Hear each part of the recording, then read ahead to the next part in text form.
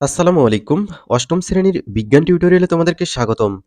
এই ভিডিওতে অষ্টম শ্রেণীর বিজ্ঞান বইয়ের প্রথম অধ্যায় প্রাণীজগতের শ্রেণীবিন্যাস এই অধ্যায়ের অনুশীলনীর প্রশ্নগুলো আমরা সলভ করব।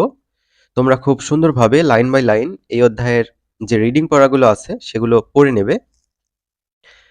প্রথমেই আমরা শূন্যস্থান দেখতে পাচ্ছি এখানে, এগুলো আমাদের পূরণ করতে হবে।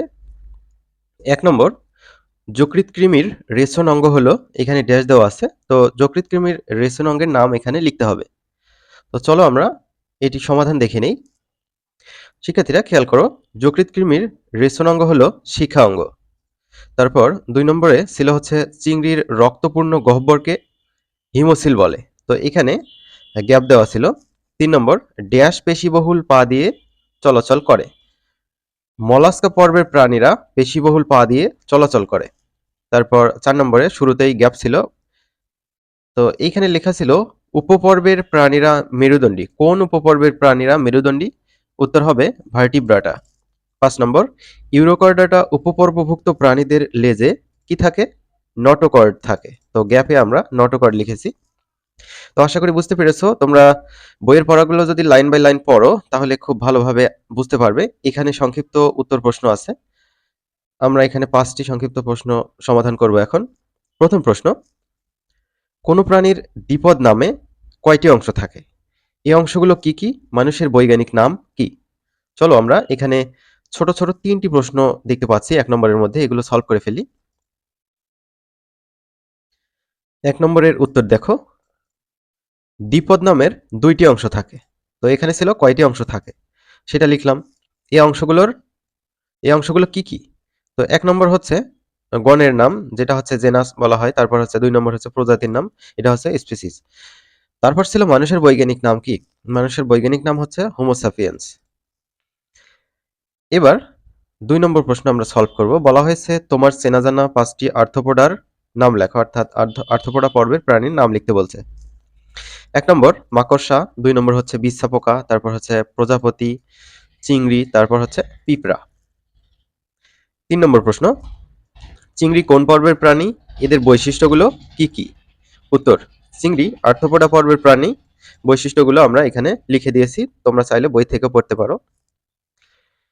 এক্সোস্কেলেটন বা বাইরের কঙ্কাল থাকে। তারপর হচ্ছে দেহ খণ্ডিত বা সেগমেন্টেড। দেহ ৩টি অংশে ভাগ হয়, মাথা, বক্ষ ও উদর।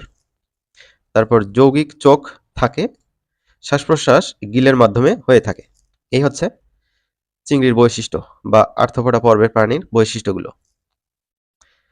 ৪ নম্বর প্রশ্ন, স্তন্যপায়ী প্রাণীদের বৈশিষ্ট্যগুলো লেখো।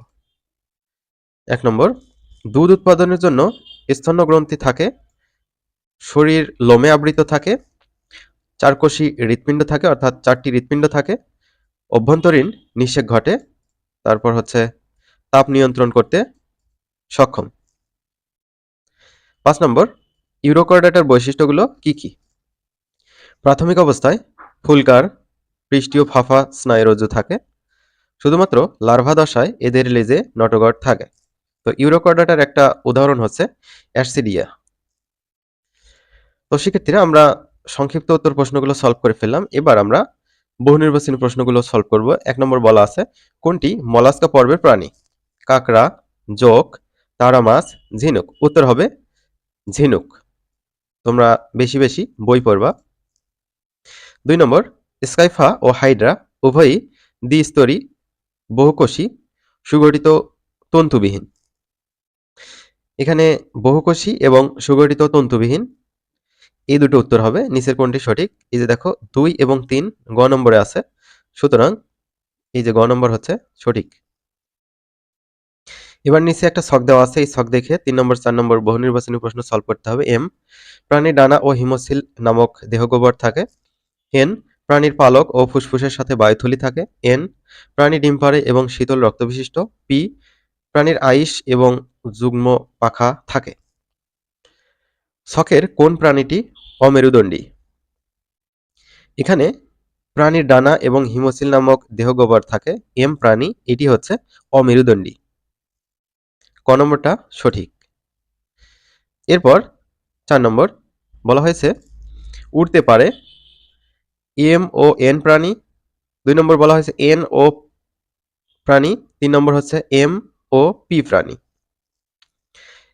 তো উঠতে পারে হচ্ছে এই যে এম ও এন প্রাণী, অর্থাৎ যাদের বৈশিষ্ট্য প্রাণীর ডানা এবং হিমোসিল নামক দেহগহ্বর থাকে, প্রাণীর পালক এবং ফুসফুসের সাথে বায়ুথলি থাকে।